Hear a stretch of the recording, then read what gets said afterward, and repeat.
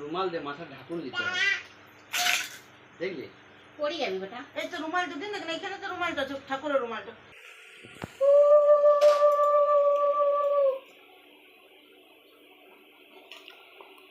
দেখো এখন হাতটা পুড়েছিল। কেন বাবু, কেন বিরক্ত করছো? আরে মাথার ঢাকুন রাখতে হয়।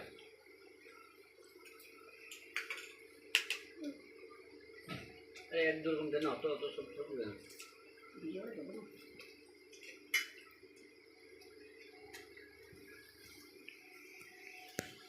আর দিদা তো আরো কি করবে দিদা?